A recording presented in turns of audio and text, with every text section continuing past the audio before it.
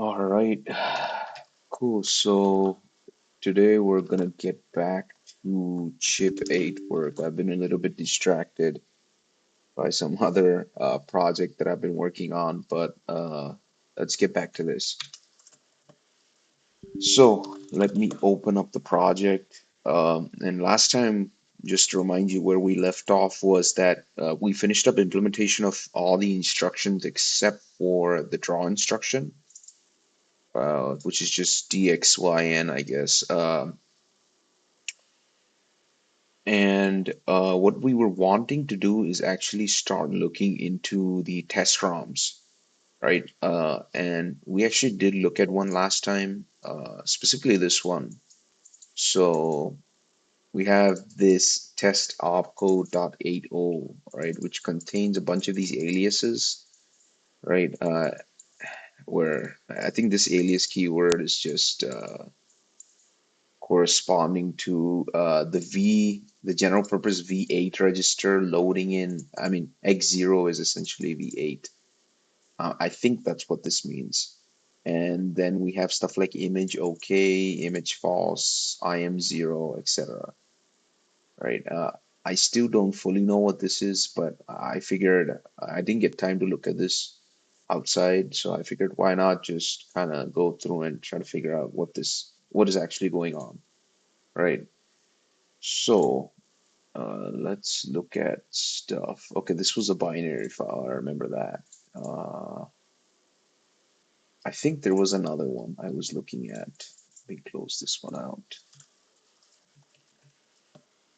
Room. No, that's not what I want. ROM. All right. Test suite.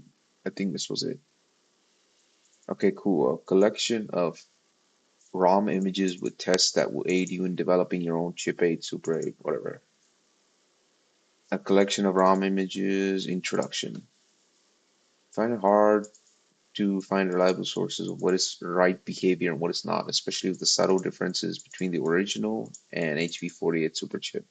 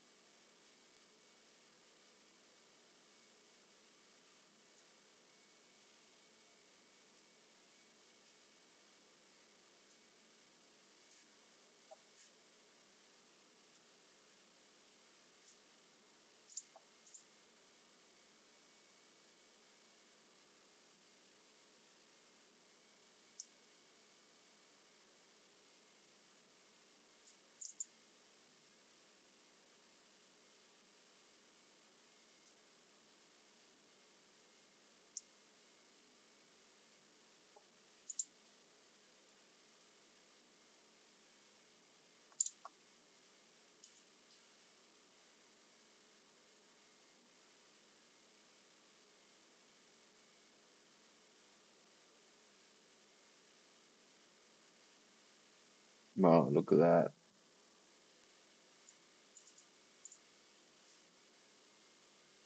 It's pretty cool.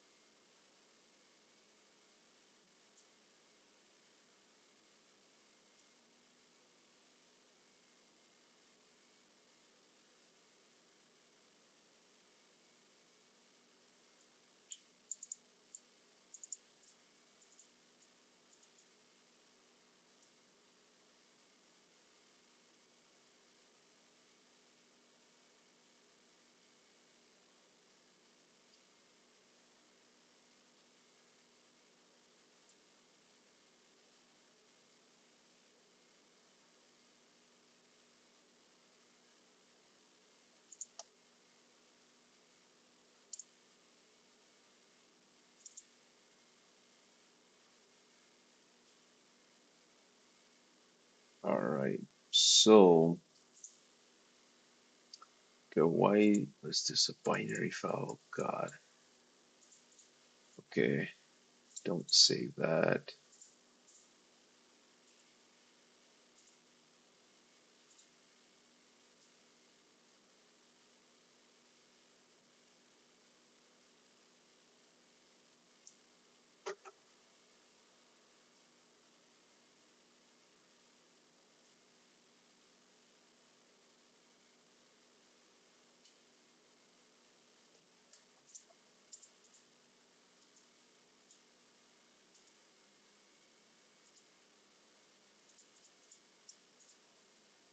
Okay. Uh,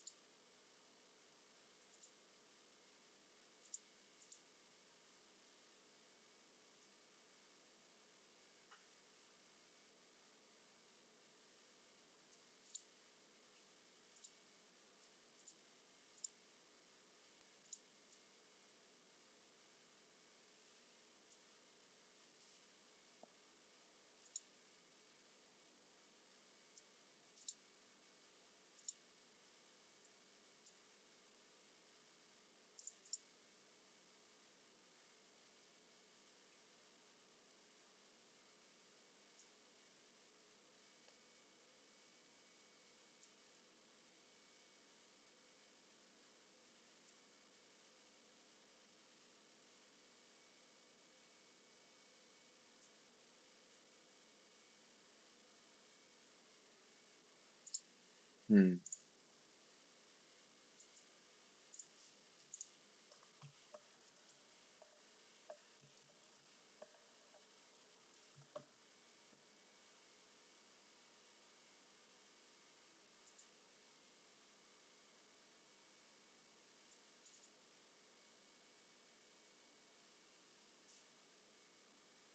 Hmm. No.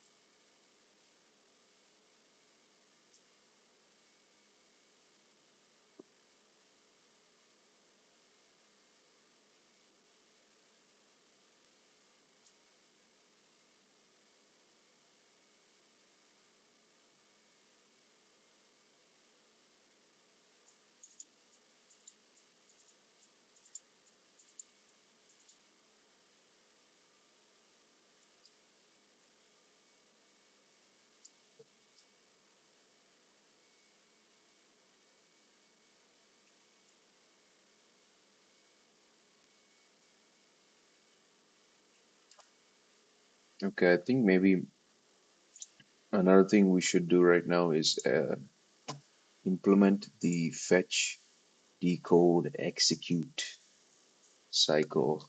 That was something that I need to do as well, which I hadn't done so far, right? So uh, let's just have that live in the main function, right? Actually, let's do this.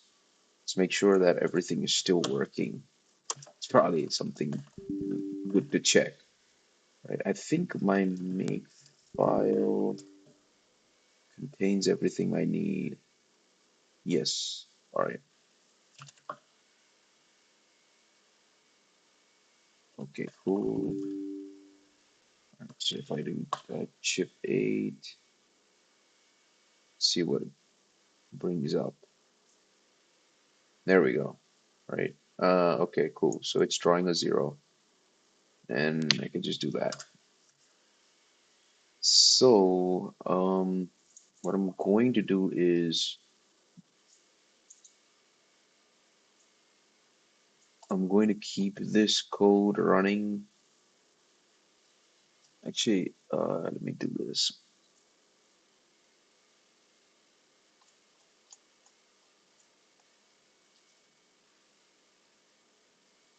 So excuse me. Let's do this. Let's keep this underneath portion, but we're gonna do something like while true, right? And this is the fetch, decode, execute cycle, right? So first thing we need to do is actually we should do this here itself. We should generate a new chip 8 object.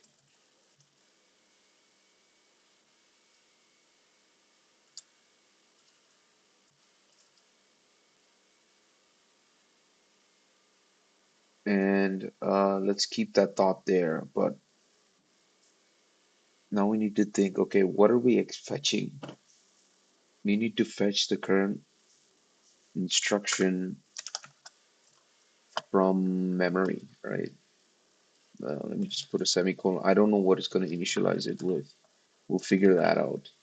But fetch instruction,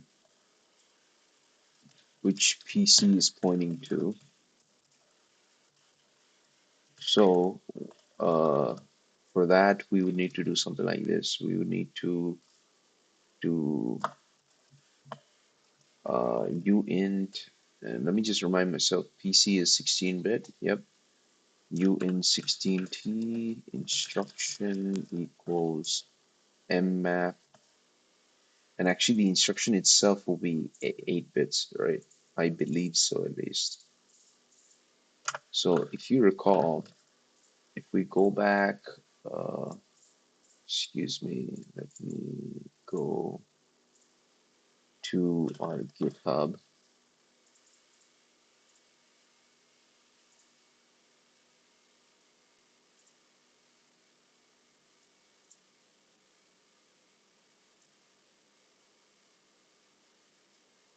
Right, so we're in GitHub currently, and let's open technical reference 2, right? And if we go to memory, all right, uh,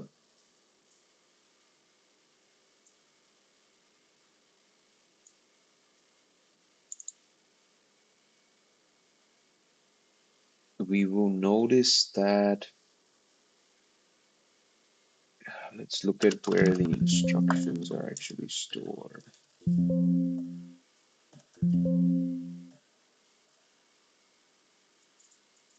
Okay, the program counter should be, it is used to store the currently executing address,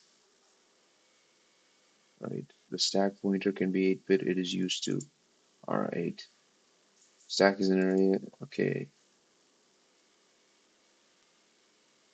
Chip 8 is capable of accessing 4 kilobytes of memory. First 512 bytes are where the original interpreter was located, should not be used by most chip 8 programs start at location. So they start at location 512, but some begin at 1536. Programs beginning at 1536 are intended for the ETI 660 compiler, or sorry, computer, excuse me. Okay, so let's try to see. Below the chip, okay, they're not here. Do we have any other, anything else we can reference? Mastering chip 8. Okay, interesting.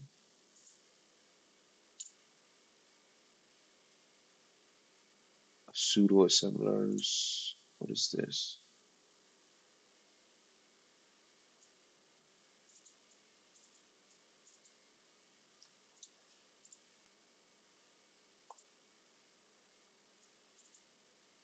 Okay, constant decimal letters spelled out. All right.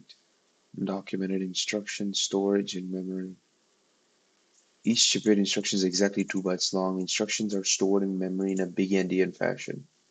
Chip 8 should be loaded into memory starting at address 0x200. The memory addresses 0x000 to 0x155 are reserved for the interpreter. A few hobbies computers such as ETA require 6. Okay, but should not be considered the norm.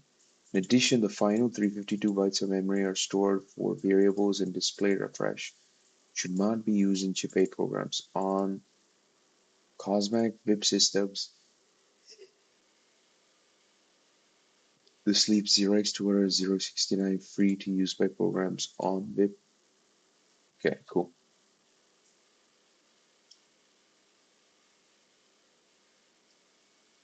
So I believe what we need to do is,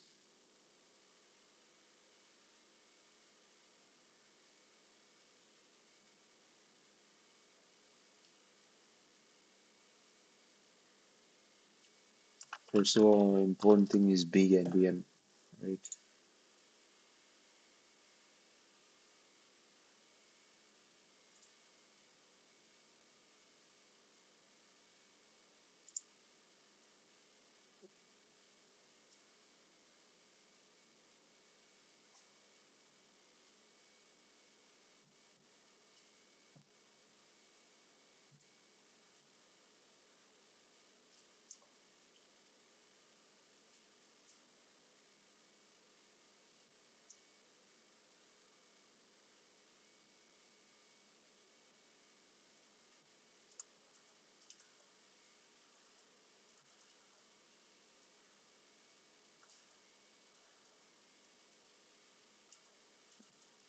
Okay, so recall that an instruction carries up 2 bytes, right? Which is essentially 16-bit. So what we need to do is we need to first fetch the program counter, right? So we have the program counter value. The program counter value is 16 bits. However, we need to split that up into one 8-bit, another 8-bit. The reason we do that is because that will give us the, so let me actually draw this. This will make more sense because this is a little bit important to understand, definitely. Let's open this. All right. So, all right, let's do this. So if we have something like, this is our memory map, right? And one instruction takes up 2 bytes, right? And our program counter is 16 bits. So our program counter is actually referencing both of these. It's in both of these indices. Like, so what it's really referencing is probably something like this. So let's say it's X X X X, right, in hexadecimal. In this case, this, or let me just do A, B, C, D. All right. A, B is referencing this index and C, D is referencing this index, right?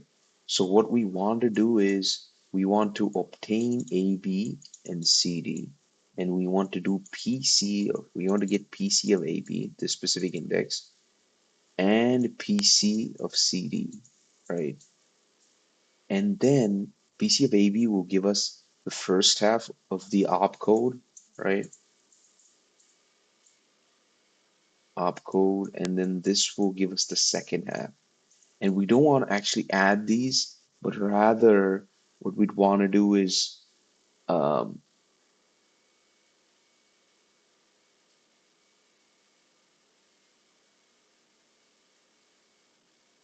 what would we want to do? So how would we combine this essentially?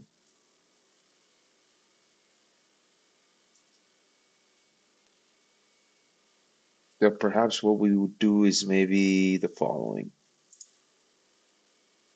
we would left shift this by 2. So it was AB, if you left shift it by 2, should get AB00, right? So left shift by 2 plus, um, and technically not left shift by 2, excuse me. It should be left shifted by 8, right? Left shift by 8. Because we're talking about binary here, right? So 8 bits left shifted plus uh, this value, right? So how would that look? Well, let's do it this way. So let's do chip 8 of mmap of chip 8 of PC, right? Uh, so let's think. So let's get the first half of PC, right?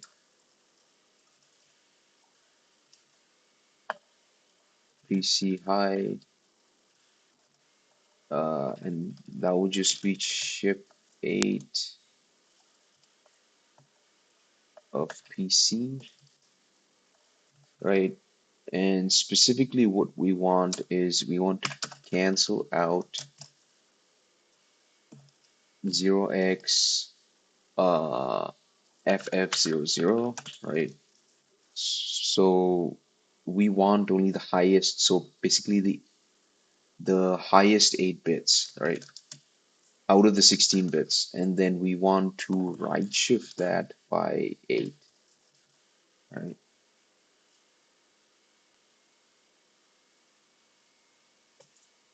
Oh, let me do that. All right.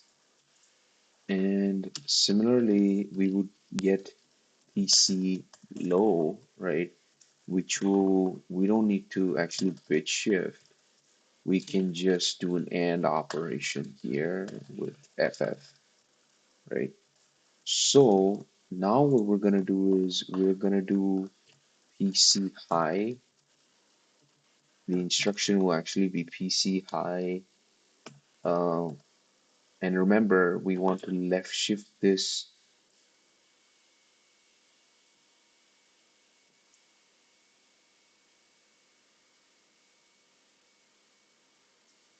by 8, right?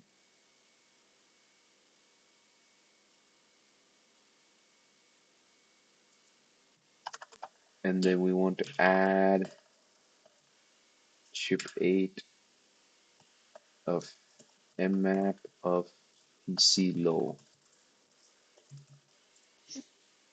And that should give us the instruction, all right? And when I say instruction, that's basically the opcode.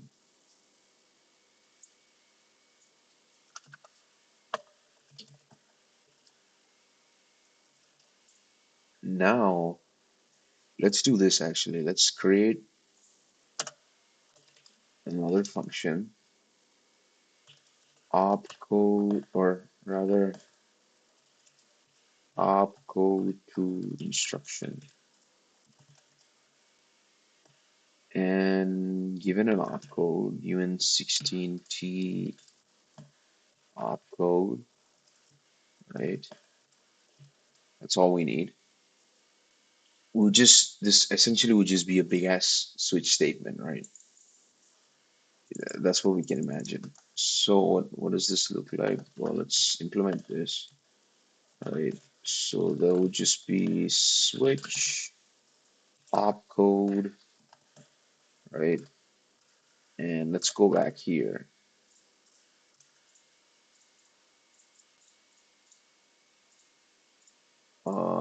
Let's look, excuse me, here. Yep, here we are. So we can just just look at this table of contents style summarization. So in case opcode is 0, 0x00EE, right? Or sorry, E0. Then what we'd want to do is we'd want to call opsis. All right. And actually, let's also, we need the opcode. And is there any way we can actually, I've not done this in C before. So how to return pointer to a function in C?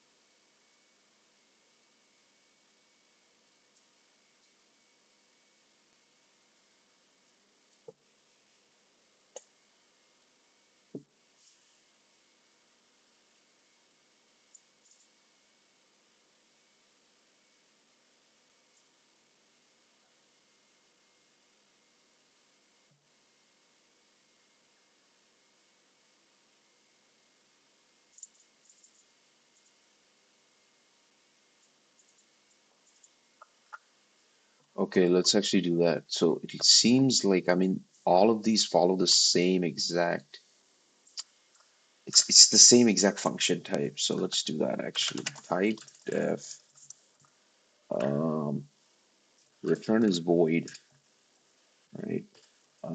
And the type we want is uh, instruction, right? And then what's the input? Struct. Actually, we need to define this after this. I think so at least. Struct uh, ship 8, right?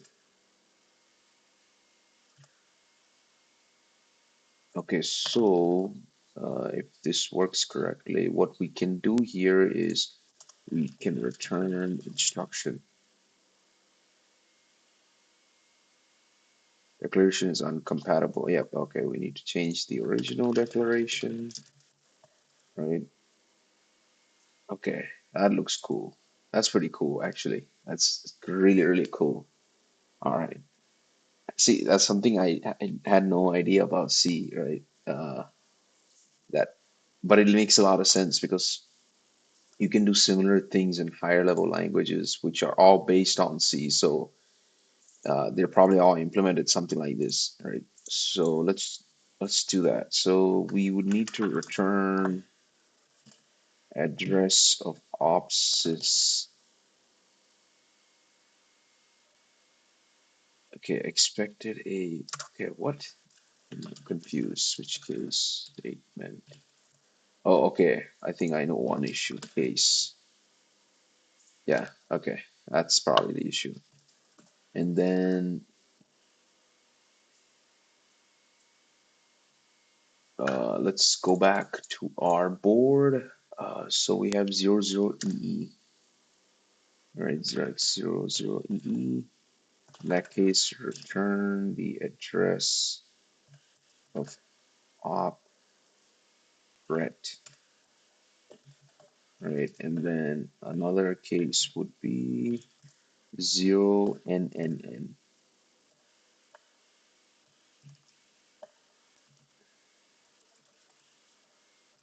Actually, not 0NNN. What does this mean? Okay, 1NNN. Jump to location NNN. Okay, this is interesting. How do I, even this is zero and how do I implement that?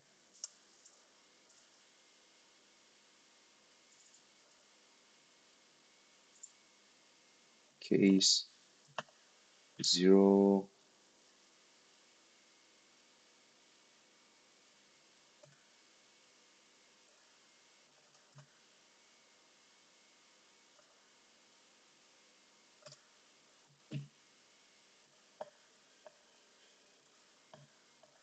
perform.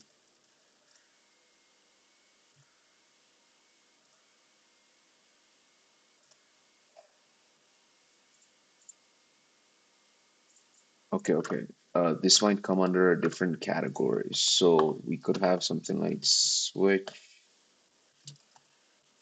opcode and 0x1000. And then the case would be 0x1000.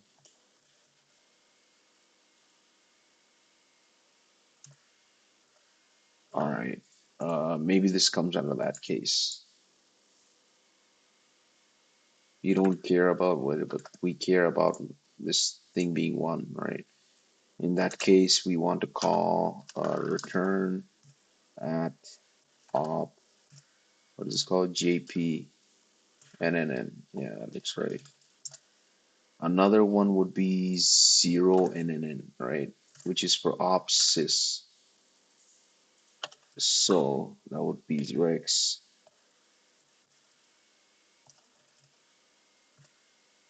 In that case, what we would want to do is do op sys, ampersand op sys, right?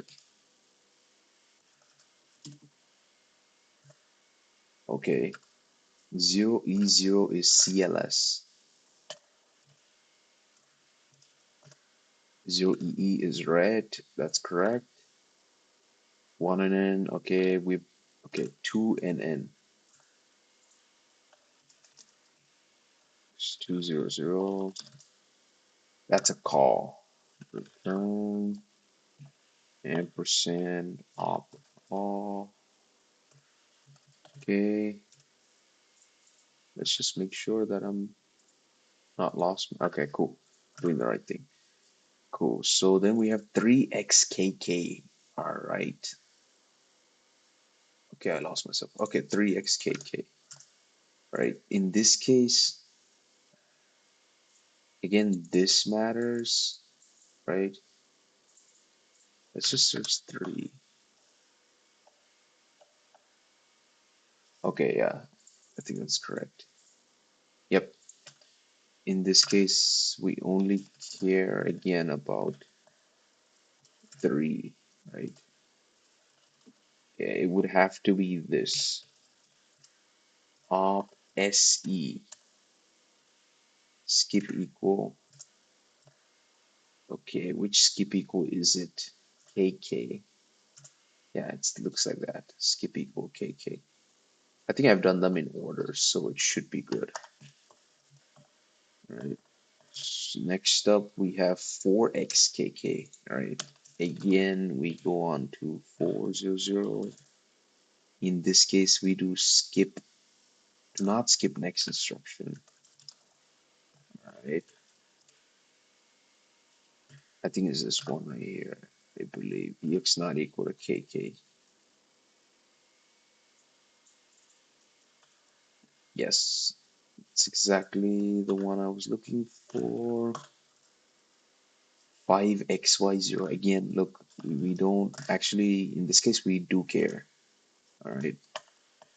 This is going to be another caveat. And 0x1001. Right. In this case, we have 0x5001, or excuse me, 000. We care about the last one being 1, or excuse me, the last one being 0, not 1. If it was 1, this doesn't get called. Right, so we call off skip Next instruction, I think this is the VY one. Yep. Skip equal, right? Yep. Skip equal VY 6xkk. Again, we're back to just caring about the first character land. Return, yeah, pop, load, load VX. What do you care about? Loading VX, set VX equal to KK. All right, load, what else? What all loads we have? VY, where's, I think it's this one, KK. Let's make sure. That was KK into VX. Yes, that's the one we want. Then we have 7xkk. Again, similar vein.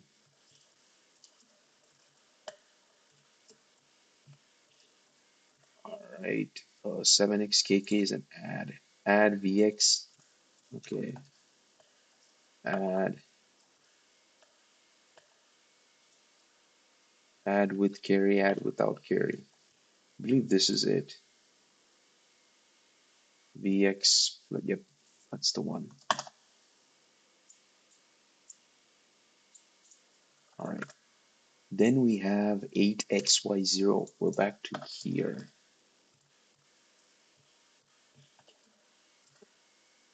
In this case, what we'd want to do is return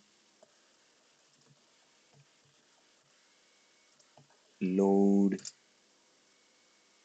vy, I believe. Vx equal to vy. Yes, it's the one we wanted. All right. And then now we have 8. See, we have another one. But this time we have 8001. Right?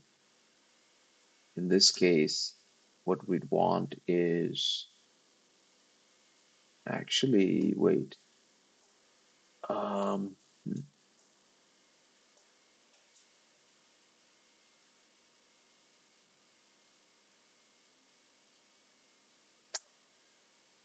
we could do something like,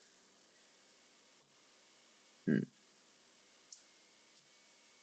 okay, we will improve later on, but I'm thinking we could be combining these cases in a particular way. We don't need to be doing it like this.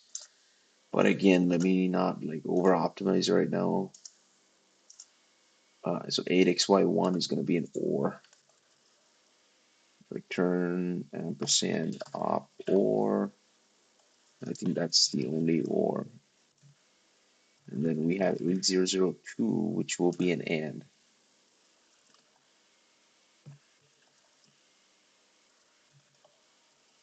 And then we have 3 as well, which is an XOR.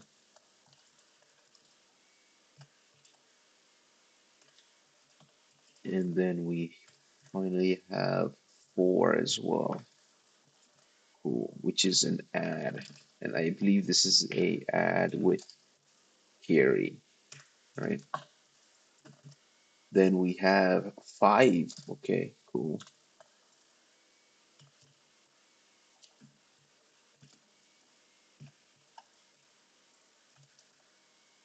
Then we have 6. Copy this.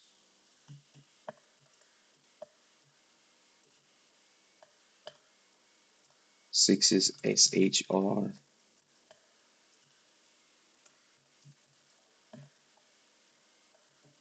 Then we have 7, which is sub N. Then we have E,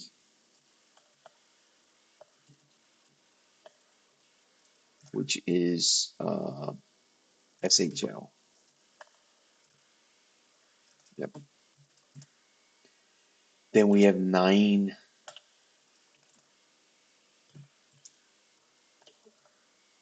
That's return percent op SNE not equal to skip not equal by. I'm pretty sure this is the one.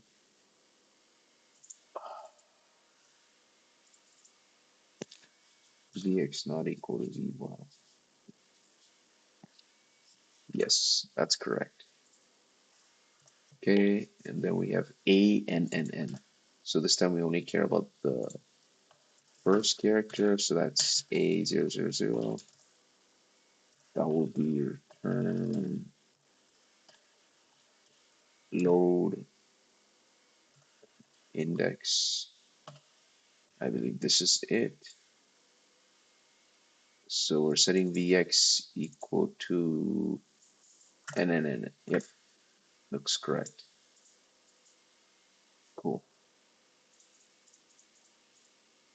What's the issue here? Okay, leave that for now. B and NN. So similarly, we have B000, and we're returning jump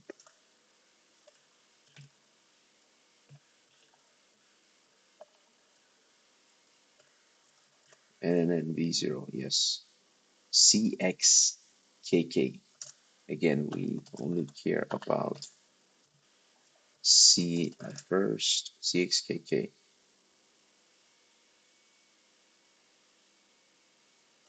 It will be rand.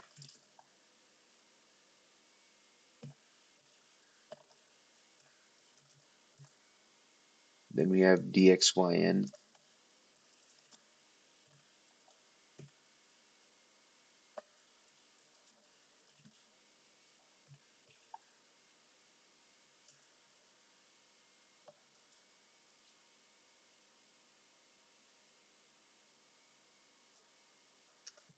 Okay, then we have EX9E. So this time we care about first, third, fourth. Right. So again, there's probably a better way to do this, but for now, let's do it this way.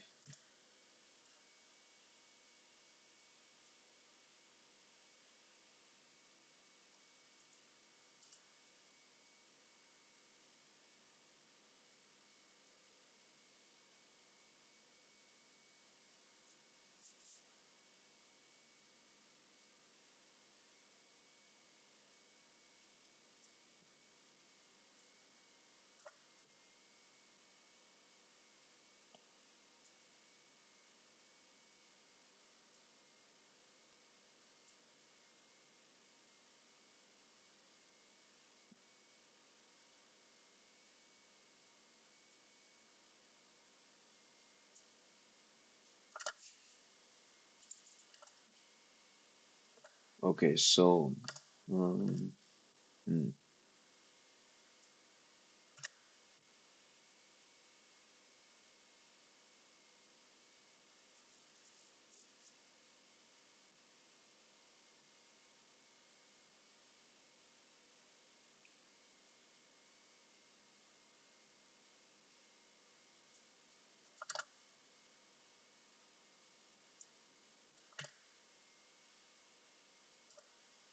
we have EX9E. Okay, lost myself there for a second. EX, so E this is 0, 9E. In that case, we want to return skip skip keyboard.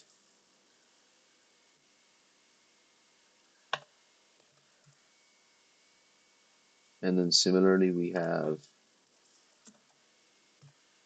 0x EA E0A1, in which we return, okay, I made a mistake here, return op of skip equal, or excuse me, skip not equal KB, right?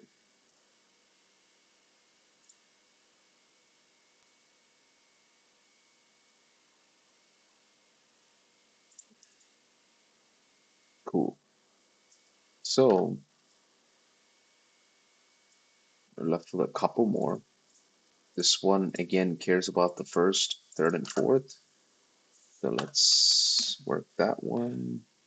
F007.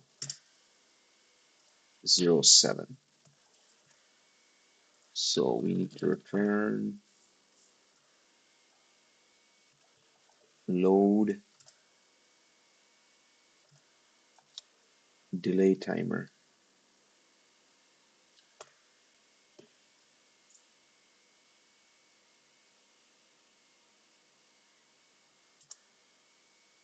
Yep,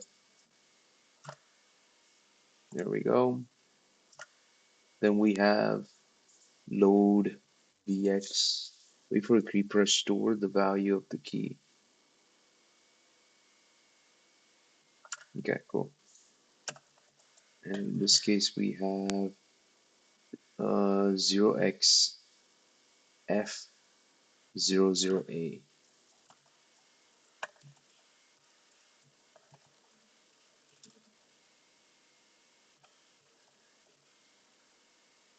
Load keyboard press. There we go. Then we have F015,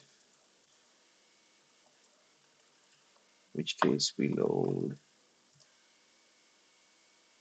delay timer val. Okay, we're loading the delay timer val, sound timer, F018,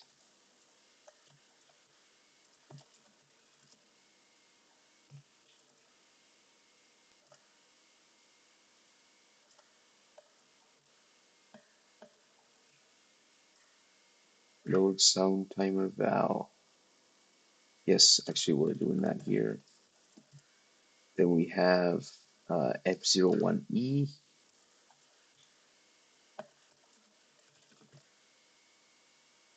and again, we want to add, and this time index. Then we have F029, where we load, let's see, return ampersand upload load index sprite. I believe that's it right there.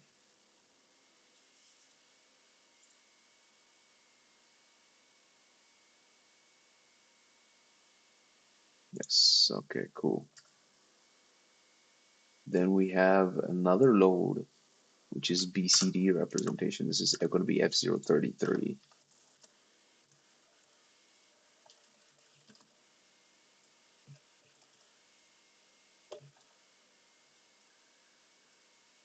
VXBCD. There we go. Then we have load store V0 through VX in memory location starting at I. So F0x F055 return op load index sprite. Okay, I'm pretty sure it's one of these. I think it's index generates in memory location starting at I.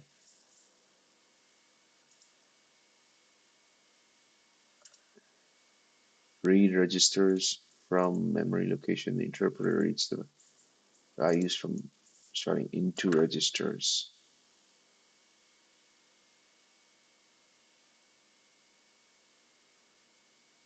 Okay, so yes, this is correct. And then F065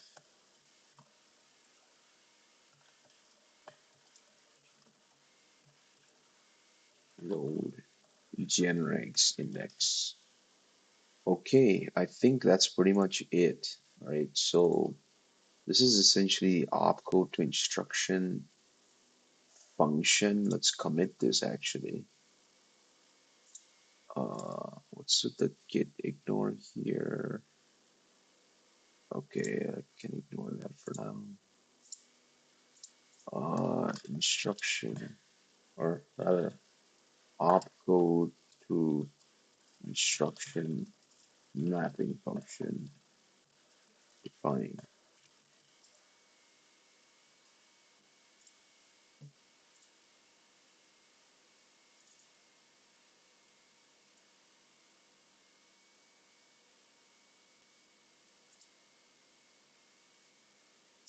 Okay. Now,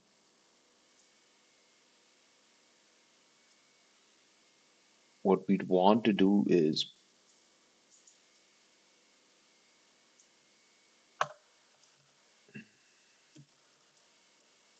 obtain relevant instruction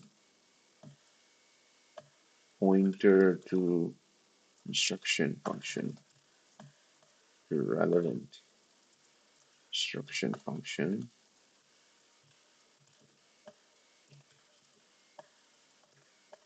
Okay. Now my only thing is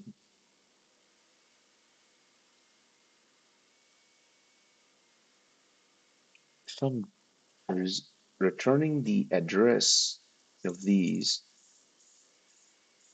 am I creating these within? So, like, when are these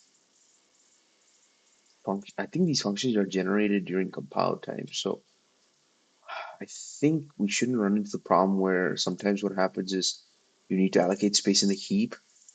So, allocating space in the stack because this gets removed from the stack. I don't think this does because it exists in the stack prior to this being called. If it didn't, then this statement would not make any sense because this variable wouldn't exist, right? I think that's correct. So accordingly, what we now need to do is call the function, right? So let's do instruction, right? Instruction and then func equals opcode of instruction of we send in our opcode, right? So that's fetched op, right? And then what we'd want to do is actually call the instruction.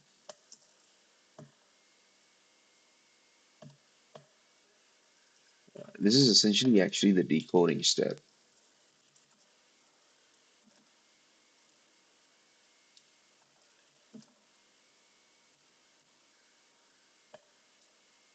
I believe so, at least. This makes perfect sense. Right? We're decoding the opcode to the actual instruction and then the execute step.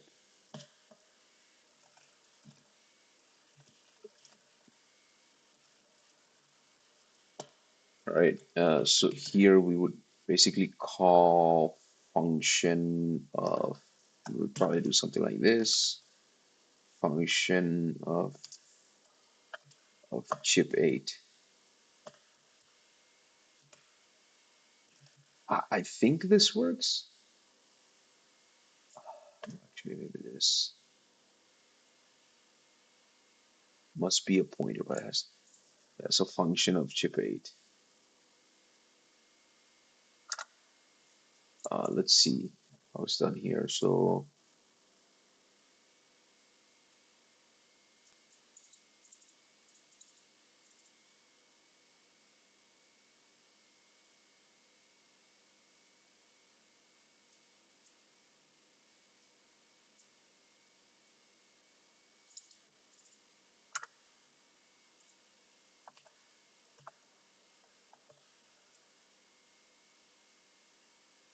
yeah, I think this would be required.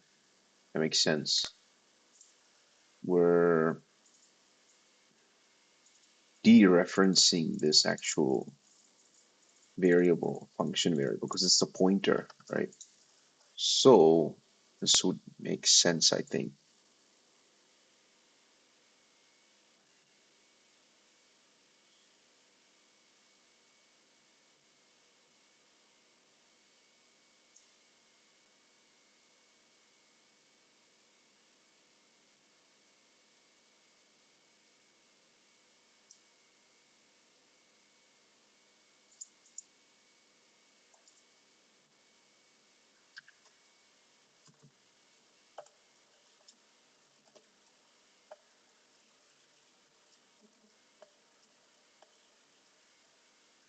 Let's actually do something like this. While final, while not final instruction rather. Right, so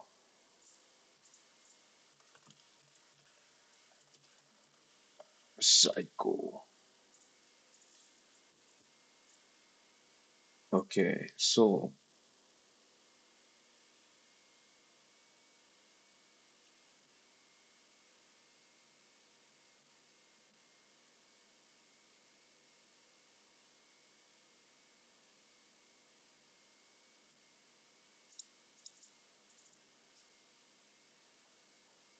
hmm,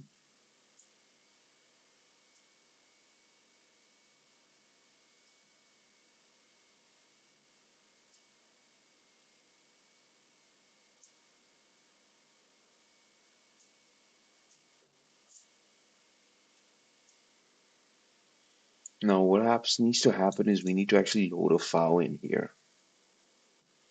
Right, we need to load a file in which will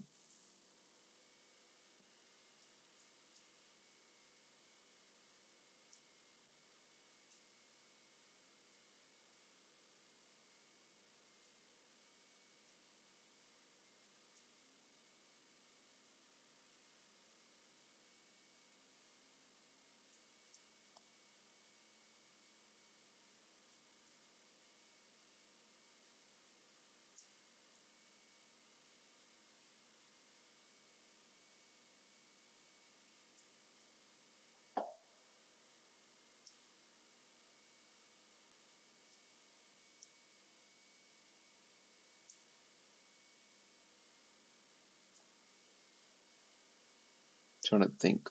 Hmm.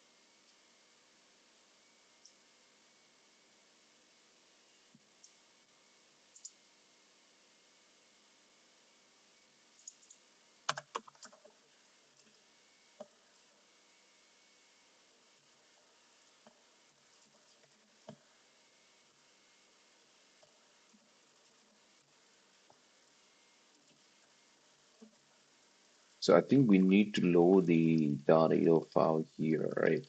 And we need to store each of the instructions from this file, starting at that memory address. It's written right here. So we probably have like some initialize load uh, load instructions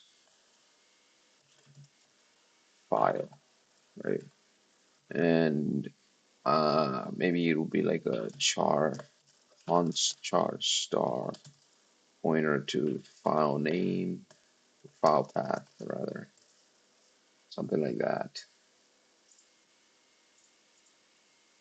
right? And then we need to call init load instructions file here, and we would actually pass in this chip8 object, right?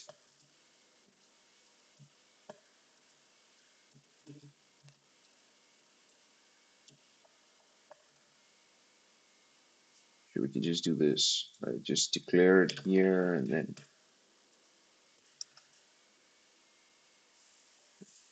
let's just remove load,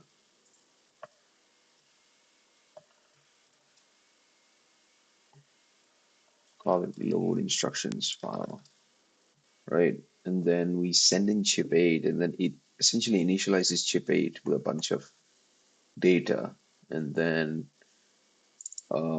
we have final instruction. What would final instruction really mean though?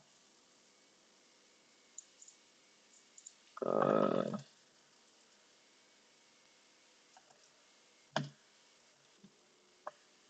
uh, invisible need to reference the PC to know when we are done, right?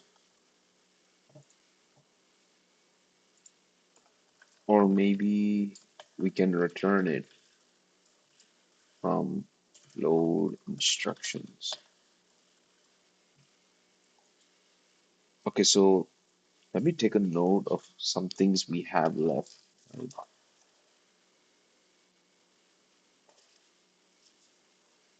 I'm gonna take a note. So there's a couple things in my mind which we are missing, right? So number one is audio, right? Producing a tone as per sound and delay timers. Number two, for drawing, need to implement DXYN, and also we need to do something like um, change goes to the chip 8 display, right? There will be a function to update function, and then that update function actually has a call to update the real screen, update real screen.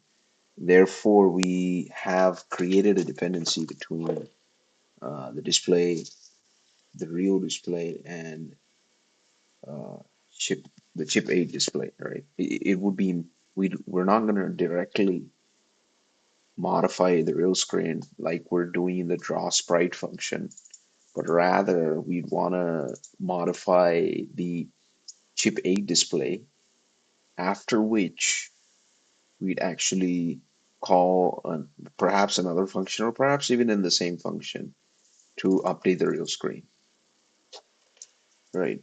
That's drawing. That's what we have left of drawing, right? And perhaps maybe some optimizations there. That's fine. Another thing we do have left is loading the instructions file, right? That's another one. Then, and for that one, I'm not still understanding how to decode .80 file char .80 file symbols slash tokens, right? Like alias and like all of that. Like, what does that mean? I don't understand that. So those are a couple things. And then let's look at our to-dos. We have 13 to-dos.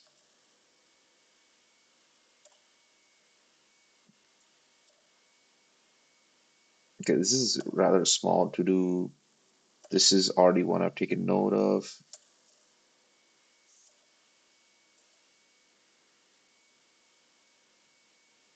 This is another smaller one.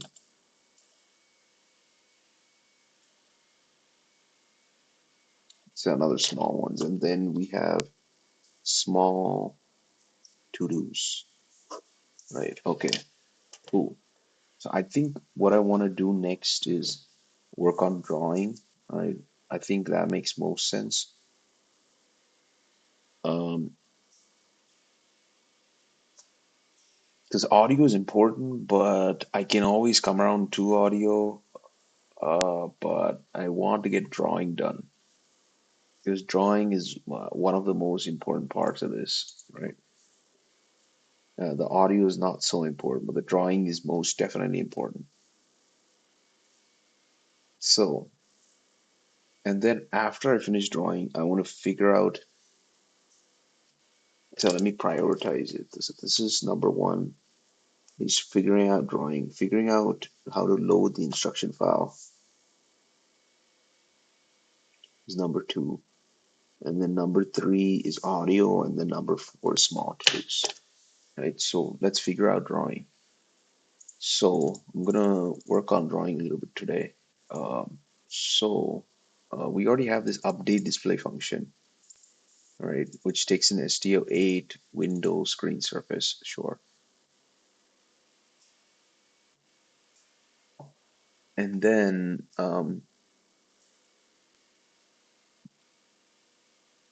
another thing we need is,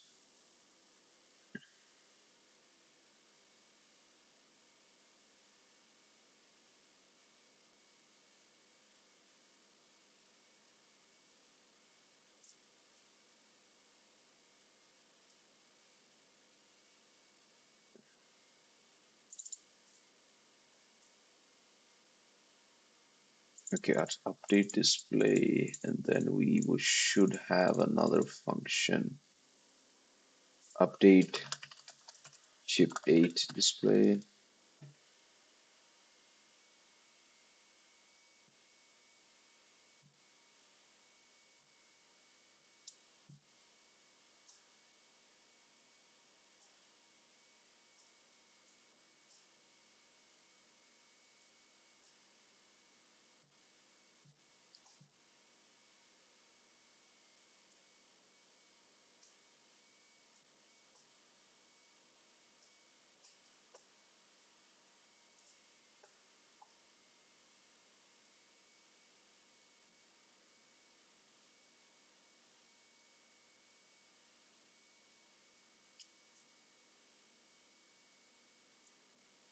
It's actually, okay, if we create the dependency, I'm seeing a problem.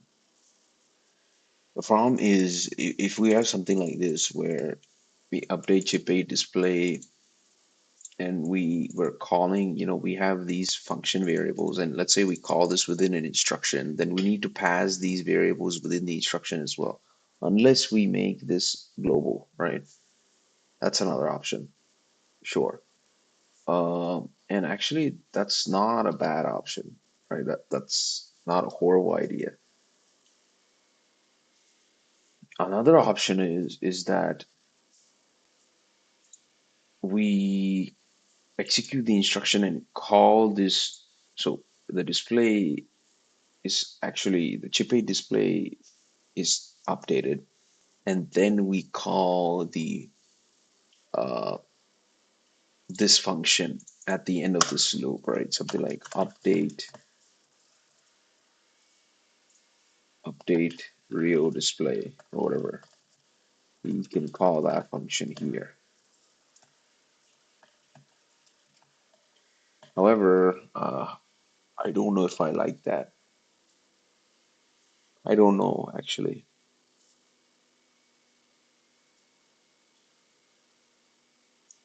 Actually, let's do that. All right.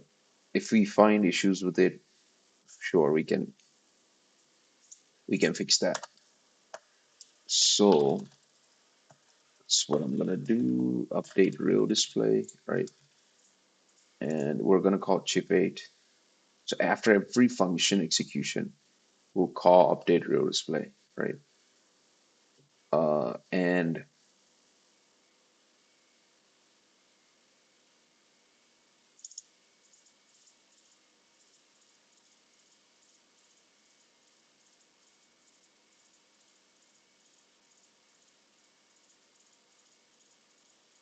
we can do a couple optimizations, right? So as you can imagine, calling update real display in every loop call doesn't make sense if there's no damn update, right? So what we can do is we can actually decipher this function and see whether it's a something that updates the display, right? In this case, there's only a very limited amount that it updates that display. It's either draw or clear screen. Another one is if we store, like if we cache the previous display. That is a bit expensive, and I don't know if that's a good idea, right? Another one would be having a global boost state for whether the display has been updated. and accordingly updating the display. Right? Those are all valid, right?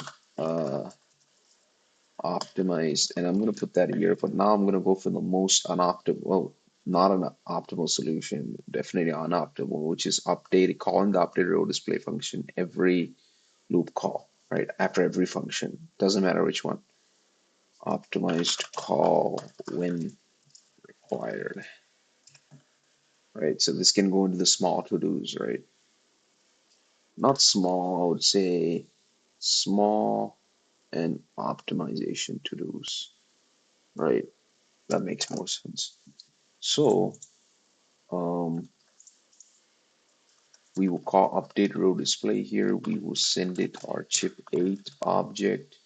We will send it our SDL window. And actually, we'd want to create all this stuff.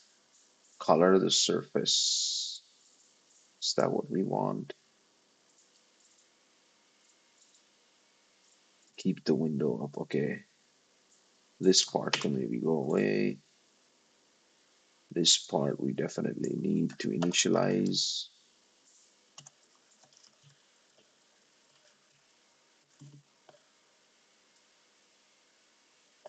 HDL window and then the surface and then we load. Sure.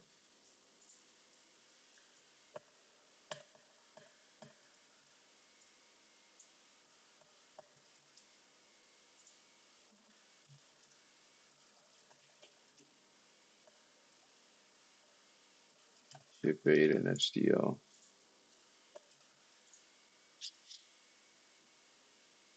Okay,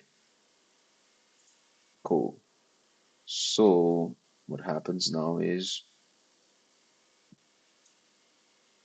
we call update row display, right? And now update row display, what is it going to do? It's going to reference display, right? The display, chip 8 display, and going to reflect the same within the row display, right? That's essentially the idea. Okay. So how do we do that?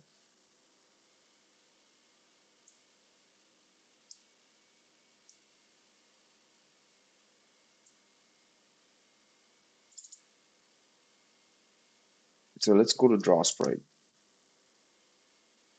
Okay.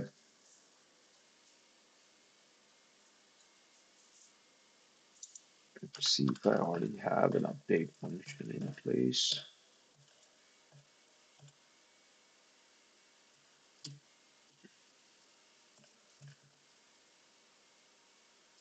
SDL surface, but what is it called? Screen surface. There you go.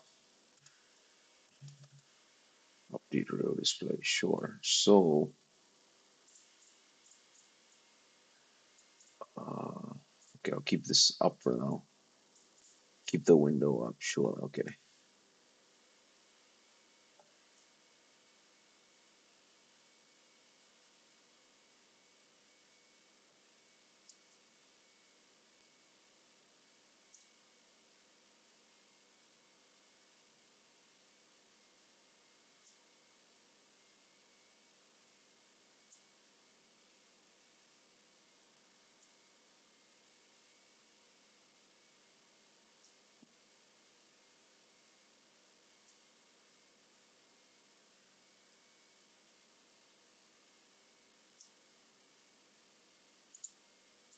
Actually, this can remain here. This is fine. This can remain here. Okay. Okay. Now, what I wanted to do was getting a little, yeah, update row display. So let's go to draw sprite. Okay. And let's create update row display, which takes in chip 8,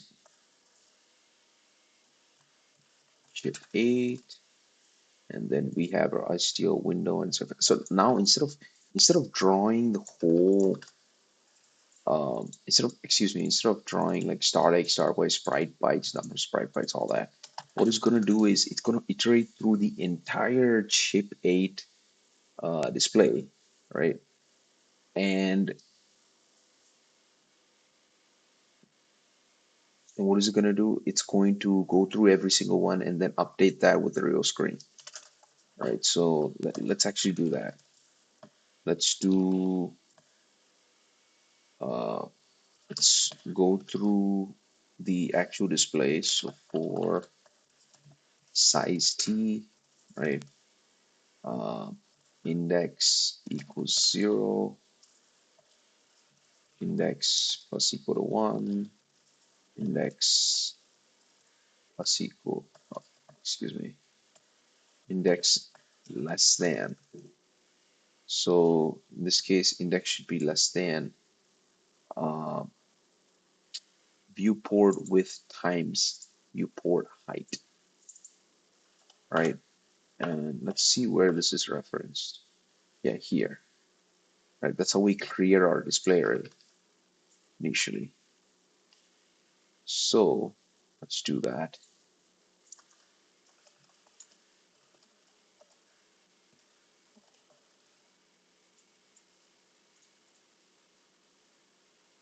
And actually, let me quickly update my README.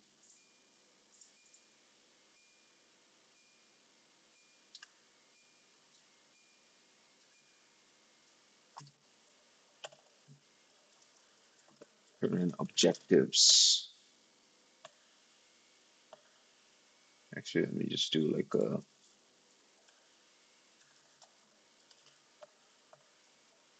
to-dos or to-dos. And then what am I working on? Ensure drawing is working correctly. Complete implementation of the XYN. Ensure chip rate struct display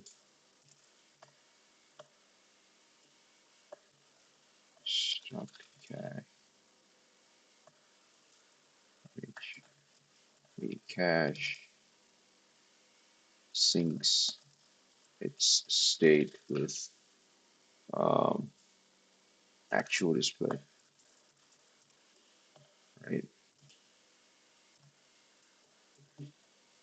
Then we want to figure out loading of instruction file according to sources seems to be of .80 format. However, where are the list of tokens specified? All right, and then we have audio, i.e.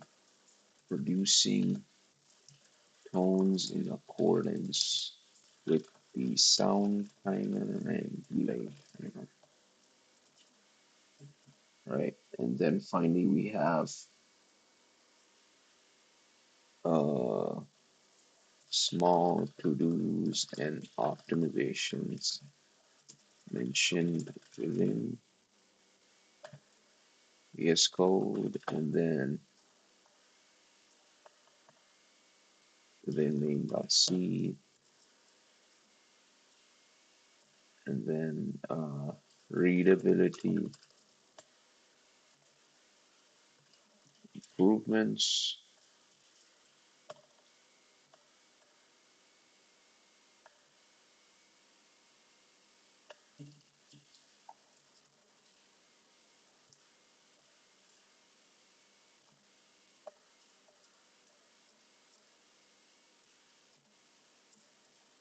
Better make file, and then finally, actually, let's do uh, C to wasm. Let's go to the web.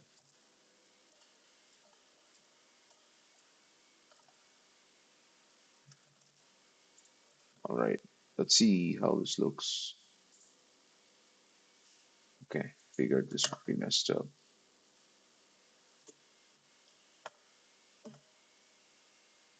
I don't know why it's.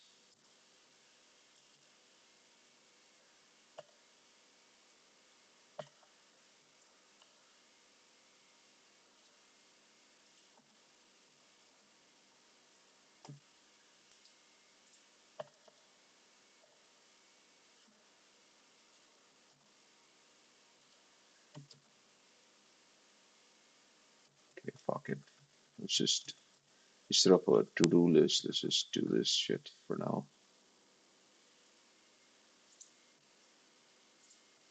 Yeah, I'll just leave it like this for now. Who cares? Okay. Priorities for completion.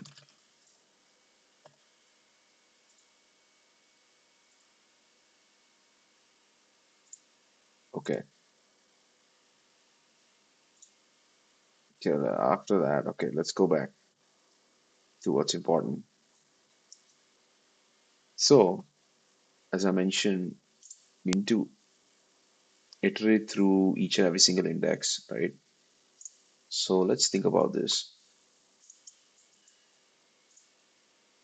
Let's go white, right? So we start off with our 1D array, right? Which is 0, 0, which is essentially 0, 0, 0, 1, 0, 2, etc. Right? And actually, let me do it that way, right? So let me do like a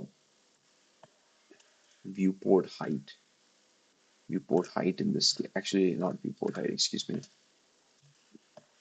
Viewport width, and this is basically column index, right?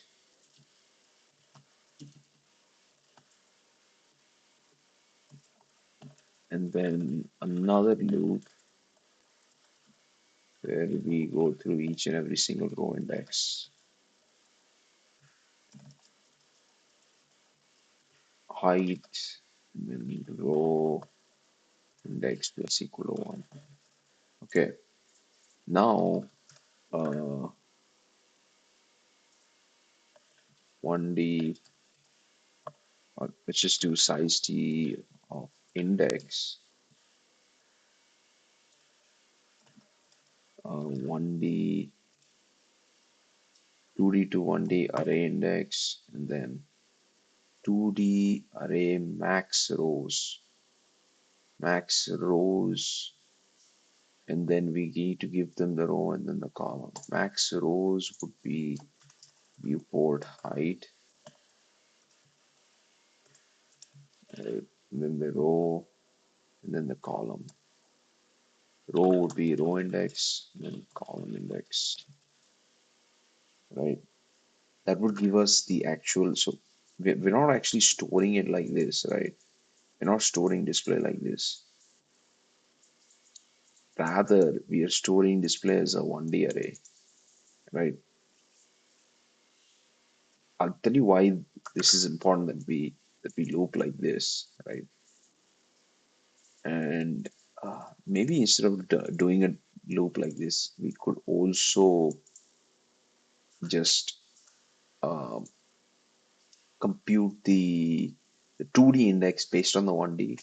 However, it shouldn't really matter because at the end of the day, we're iterating through the same number of elements, right? Regardless of a nested for loop or single for loop, we are going through the same amount of elements, right?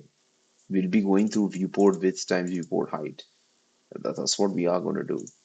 I mean, that's the fact of it. So just because it's nested doesn't mean like, oh, it's always going to be worse, or it's not like that, right? In this case, it's not. In a lot of cases, it is, but in this case, it's not, right? So uh, once we get our 1D index, 1D index, okay, then what do we do? Okay, then so for 0, 0, we have the pixel value, right?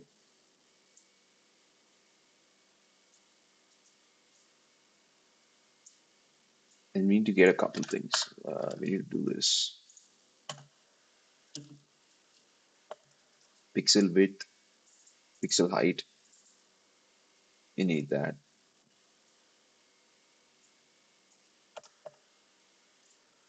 Okay.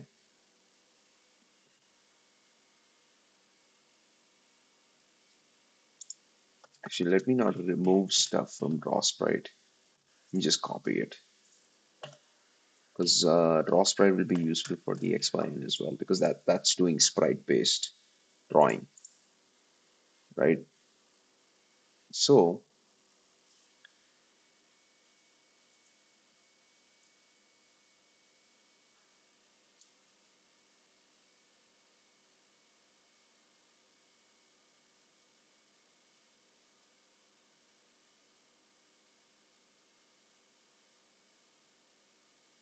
hmm,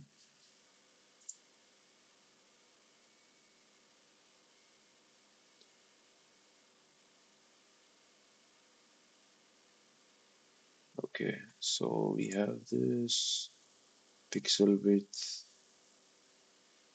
Let's do const. This won't change really.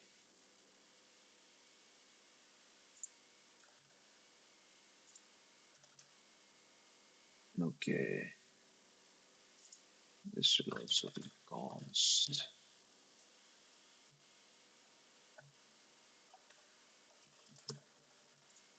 Okay. Now here we're getting sprite byte. We're doing this to check whether we need to clip. We don't even need to do this because this will be done for display already prior to even calling this update real display. So we should get like the final, whatever the final is. So we don't need to do this logic here. Okay, so this is where we are. Okay, here is the important part. STL fill rectangle. Okay, cool. So STL rect pixel filled current X, right, which is just current X is what?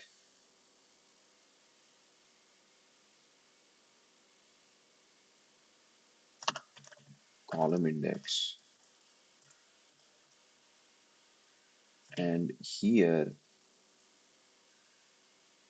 instead of going like this, we want to do plus pixel width and plus pixel height. But oh, yeah, pixel height makes sense. And we want it less than viewport width. Update real display. Do we want it real less than viewport width? Yeah, because makes sense. We are going through our display array, and that makes sense. I mean, if we can't, we're going to get out of bounds.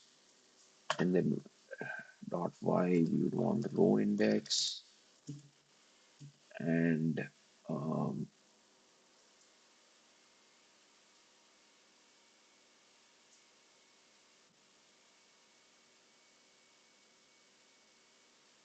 actually no. Wait. I don't know if we want this. We want to go through every single one.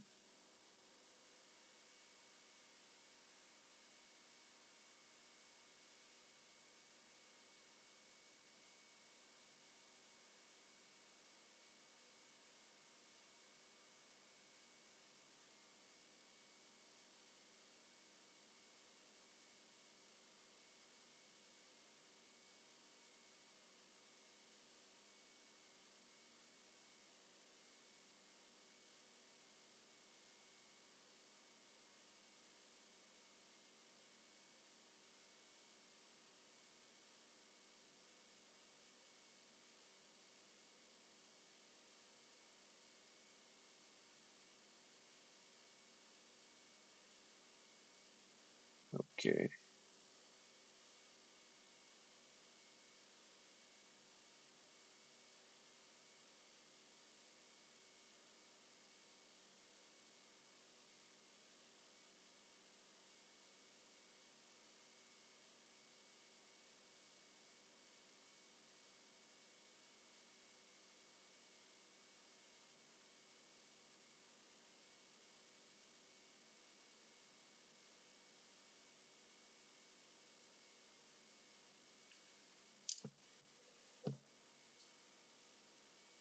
Trying to think.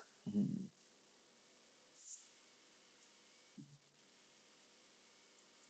Yes, no, we would not want to increment this by pixel width. No, no, no.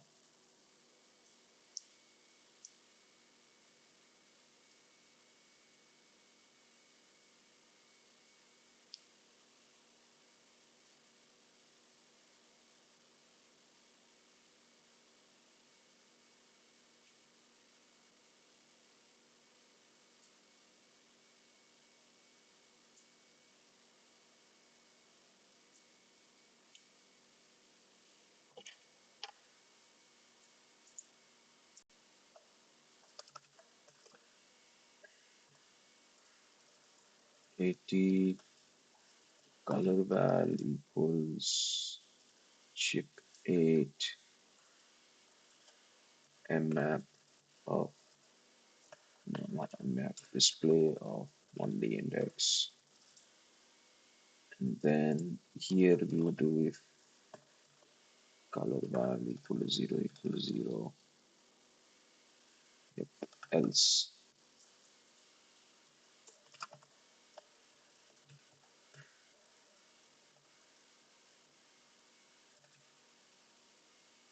Okay.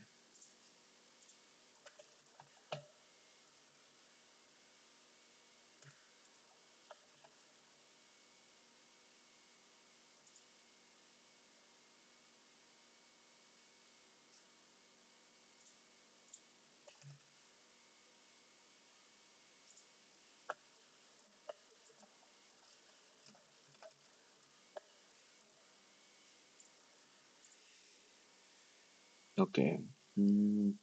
Yeah, color val. Okay, we fix that. Okay, we still need to realize this issue. So let me think like if we have a 64 by 32 display and we're trying to do it into a 640 by what is it 480, right? One of these indexes should correspond to, trying to think, like 0 0 should correspond to how many, like how many to get the same scale, right? Like drawing 0 0 in this is not the same as just drawing 0 0 in this. It's the same as drawing 0 0 plus let me think. It's related to the pixel width and pixel height. So I think it would not be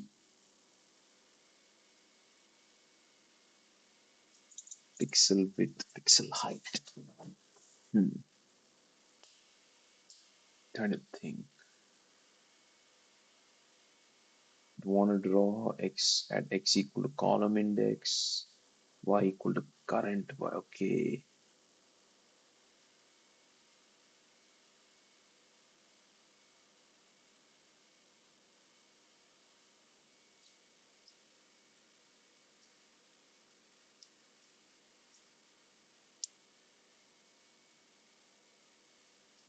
Hmm.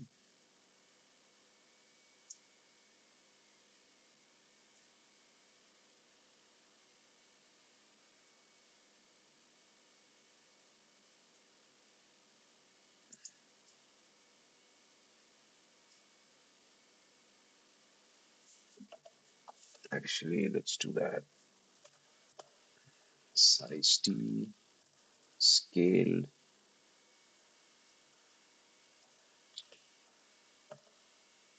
scaled x equals column index.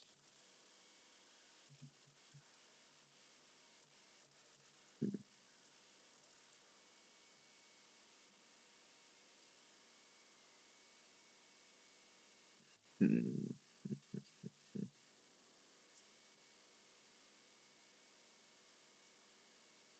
Now we'd want it for the reason we want them. So we go from there to there. So we would still want scaled x.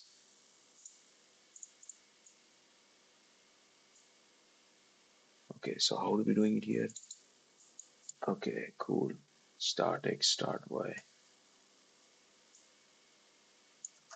So we'll have size t scaled x would equal 0 and size t scaled y would equal 0, right? Then at the end, we would always want,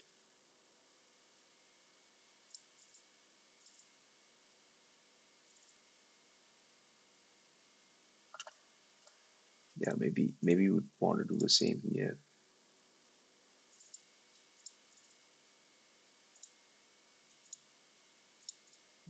Where am I going? Okay, okay, not there.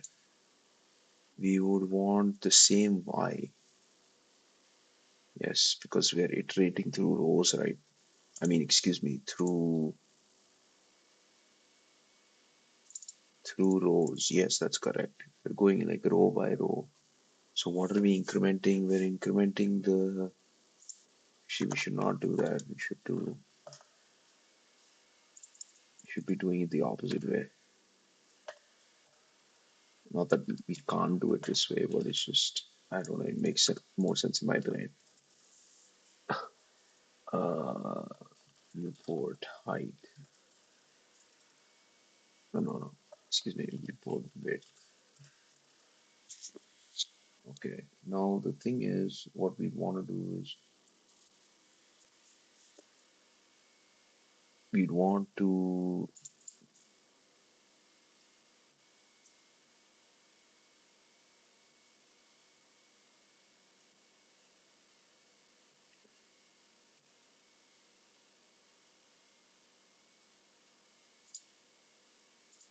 you'd want to be incrementing.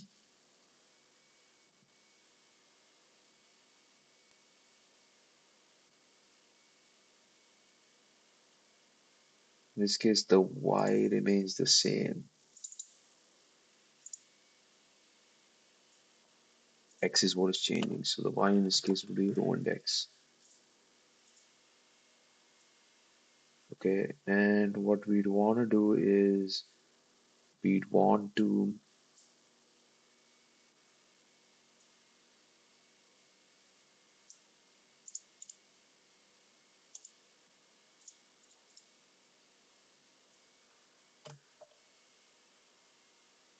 on this to be scaled x.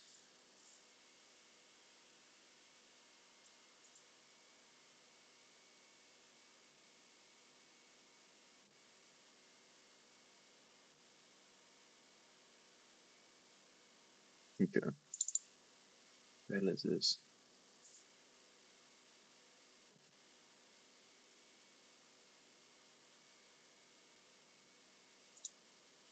You would want to do scaled pixel width.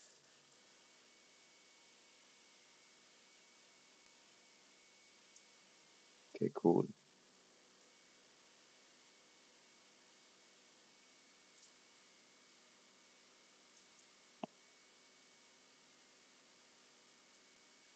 Okay.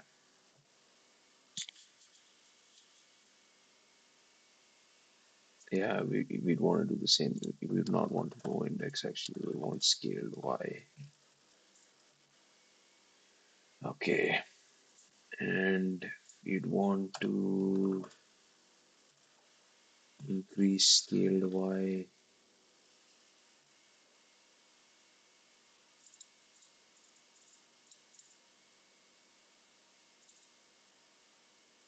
Scale y to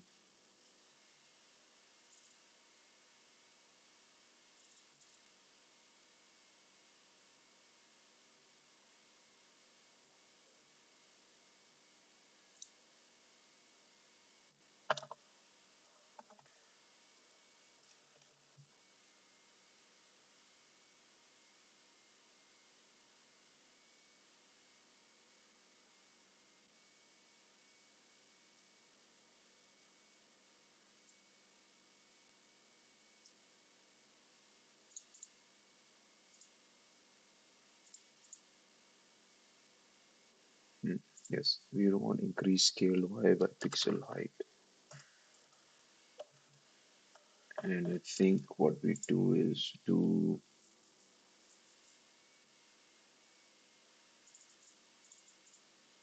set this to 0.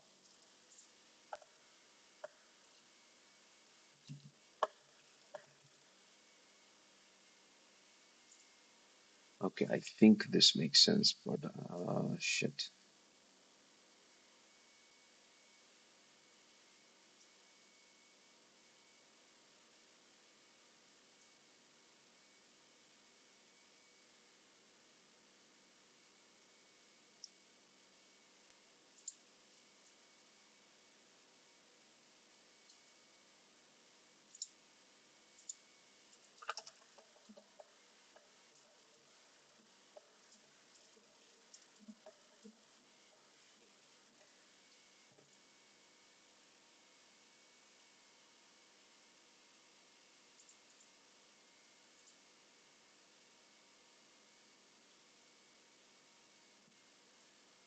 Okay, cool.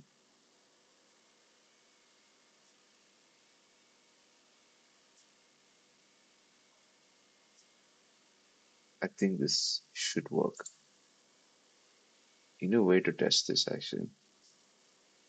You should test this. Okay, I think that's what I'm gonna do for today. Push my comments. Just did, never mind. But yeah, that's pretty much it for today. I'm gonna start working more on, as I mentioned, I need to finish the drawing. So once I finish update real display, which I think I'm kind of done with, I'm gonna do a little bit testing and also figure out um, the dxyn or the draw function basically. Once we figure out draw, then we can link that with we can either call update real display function here, which we're already calling, right, and see it work in action. And then we'll move on to load instructions file, which is its own thing. But yeah, thank you so much